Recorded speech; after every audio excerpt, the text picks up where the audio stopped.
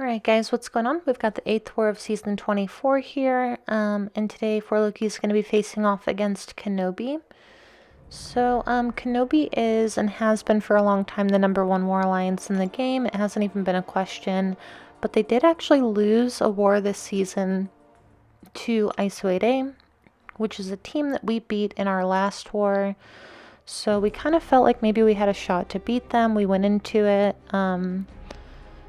not feeling like we had a good shot to beat them, but hopeful, or at least thinking it was possible, whereas before we just kind of thought it was an auto loss. So we're going to go ahead and take a look at their defense here.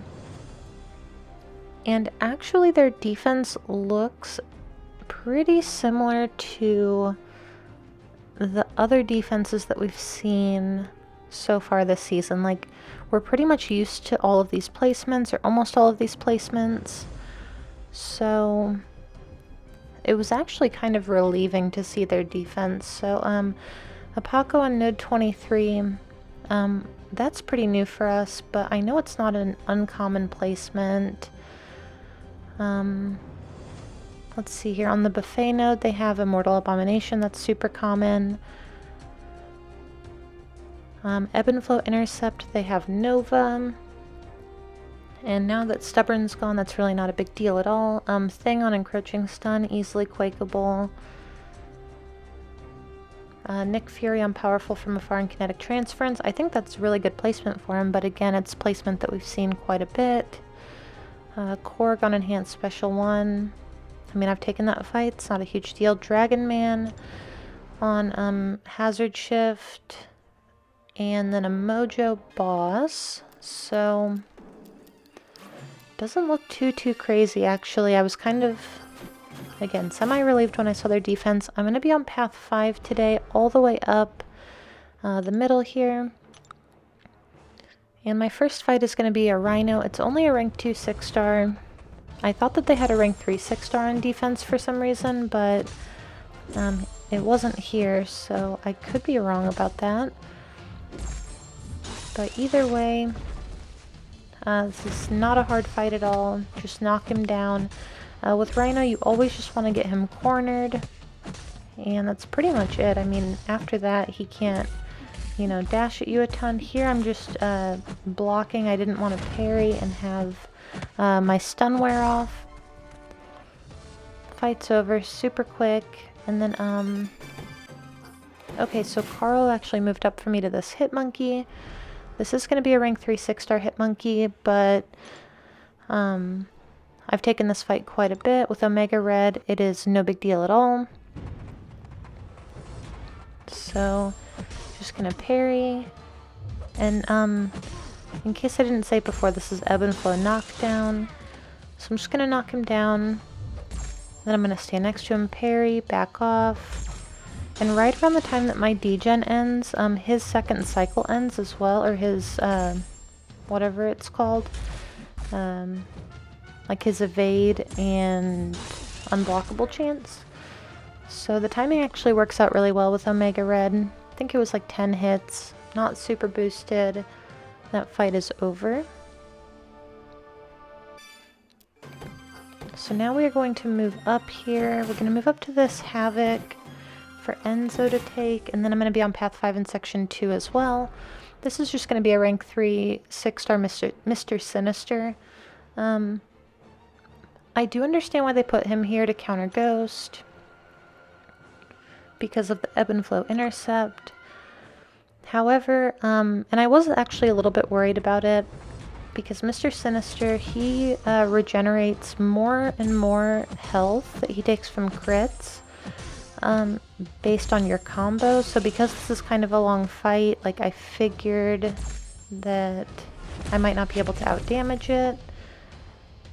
But you're gonna see here, we're about 20 seconds in. We've already taken off a chunk of his health, so.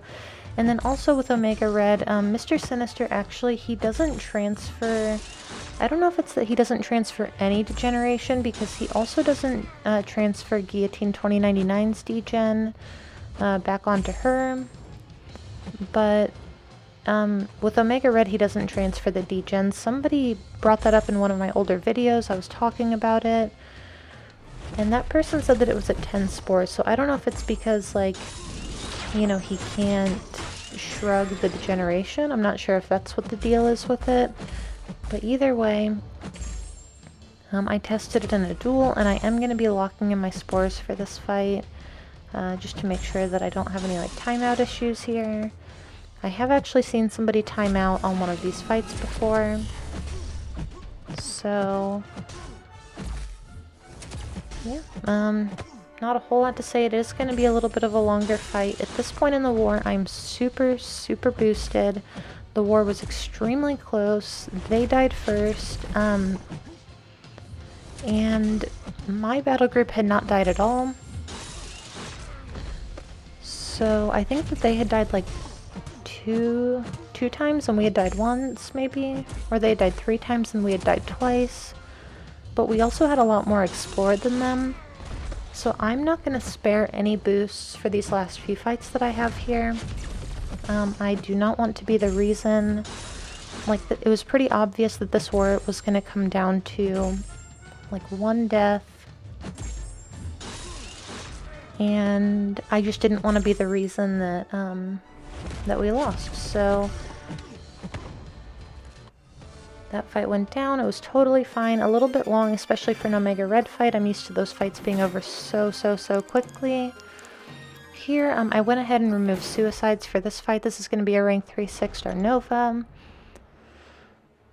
And you can see I have like a 30% boost on a regular, 20% health and 20% attack. And I am going to put on an advanced power boost for this fight, because I want to nullify his fury buff like as soon as possible, so that if I get an opportunity to intercept him, I can. But okay, so we got the fury off. Nova can only auto block you if he has a fury. So you can see it was kind of a waste because it came back really quickly. And then there, he's actually going to get a second fury.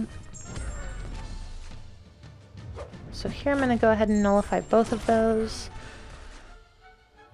And now that my aura is up, I'm going to be power stealing a little bit on light attacks. And I know from Abyss that if I can do a reparry, as long as I'm at 2 bars of power, I will be able to get to my special 3 if I do medium, light, heavy.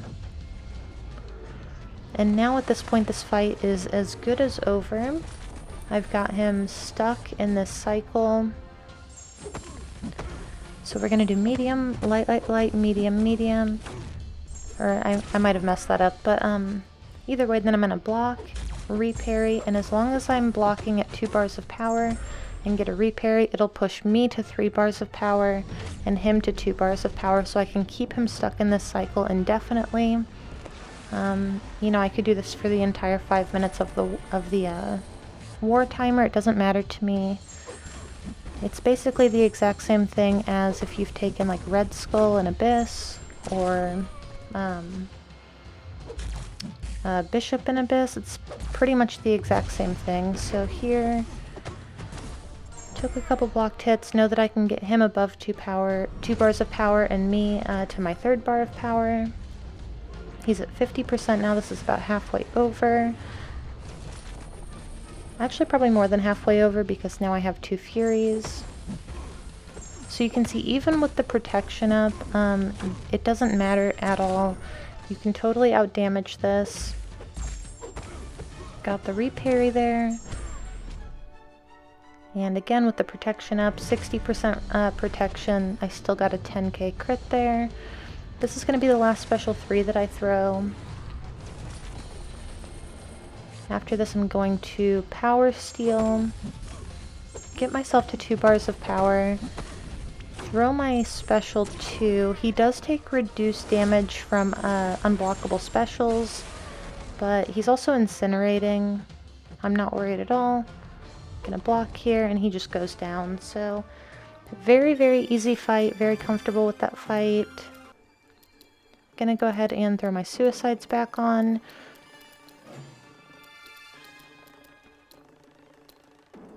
Put a couple of extra points into Assassin, because I have one more of these fights. It's going to be a rank 3 Mole Man on Ebb and Flow Intercept again. Redouble Determination, so I just need to kind of keep an eye out for that. As far as, like, you know, you don't want to risk intercepts against him because if you hit his block by accident instead of getting the intercept, he will go unstoppable and he can counter you really easily. And I just need to be careful with his power because of my degen. That is going to trigger the Redouble Determination. So I don't want to hit him too much. I basically just want to be hitting him to lock in my spores here. I'm at 30 spores right now. You can see that it's still ticking for quite a bit, even with the protection up. Here I'm going to back off, parry and heavy him. I really don't care what kind of specials he throws. I'm going to be saving to my special 3 to power drain him. And I can't see how long it's been. It's been under a minute. We've got him at 40%. Not super concerned at all. He's throwing a lot of special ones now though, so it is kind of getting hard to keep my spores up on him. But again, I'm not worried. 10 spores does not matter to me at all.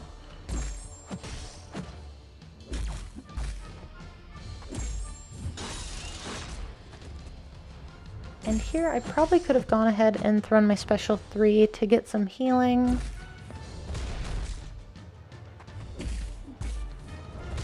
But I think I'm going to go ahead and bait out the special 2.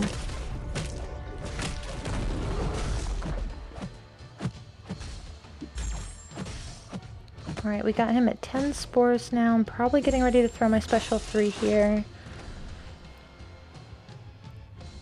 And even with the protection up, the special 3 should just kill him.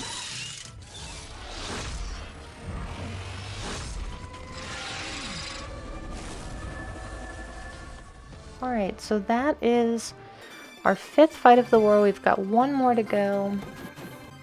And at this point in the war, nobody wanted to say anything. We didn't want to jinx anything, but everybody was getting really excited. My battle group still hadn't died. We just had a couple fights left. This was one of them, and it's always scary being one of the last people to go. Like, if you have fights on Mini Island with, like, pressure like that, it can be a lot. Got a really good intercept there. Just trying to stay close to him, keep spores built up, lock in my degen. Got a pretty good reparry. At this point in the war, I was feeling really good about, you know, how we were doing. I was over boosted for these fights, so I didn't feel like I was gonna die. Just gonna go in, do as well as I can. Throw the special 2.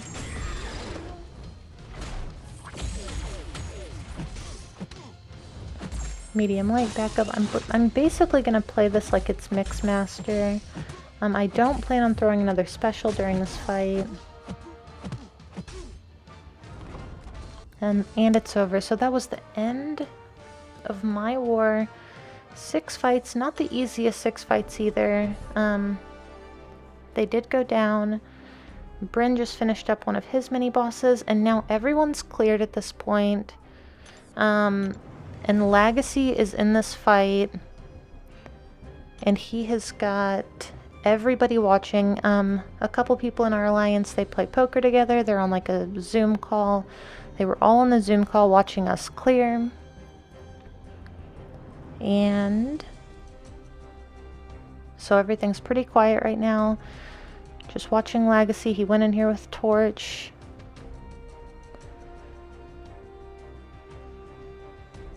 And Legacy is really, really good under pressure. We all think that he's going to do really well. But let's see here. This was like, you know, the anticipation was killing pretty much all of us. He comes out of the fight. He solos. Amazing job. And the chat in here is just going to, you know, completely blow up. Everyone's super happy. It's the first time that I think any of our battle groups have ever cleared KenOB's map without a death. I mean, even Dreamin's excited. That's, you know, that's pretty rare. So Legacy, everybody in our battle group absolutely crushed it. Gonna go ahead and finish, and that does leave my battle group at 50-0. I think that we got two kills on our defense, so we did win our battle group. And I'll show you here in just a second how much the Alliance had left to clear. You could kind of see that the other two battle groups were pretty close. They'd killed half of our defenders at that point in BG3 and gotten 1 death. And so the score was 3-2. They'd only cleared 96 fights though, so we were winning. Barely had any fights left to go. And unfortunately, we died 2 more times. They died 1 more time. And we ended up tying them, which is like the absolute worst case scenario. It counts as a loss for both teams. Neither team gets the win bonus. You know, you don't split the 50,000 points. Just nobody gets it. So we were obviously both fully diverse. And we both ended with 4 deaths. So still like a really, really, really good showing from us. It's the best we've ever done against KenOB, the closest it's ever been. I mean, it's as close as it can be without, you know, losing to them. Unfortunately, I think that it might put us out of contention for the top 3. But either way, you know, everyone was super proud of how well we did. It was obviously a little bit disappointing to get so close and then to not be able to follow through. But it is KenOB and their map is super hard. And, you know, some of our deaths came down to just, you know, bad RNG. But everybody played really, really well. Super proud of us. It makes it feel like maybe next time the win would be within reach. But either way, that's where we're at now. Thank you guys so much for watching, and I will see you in the next one.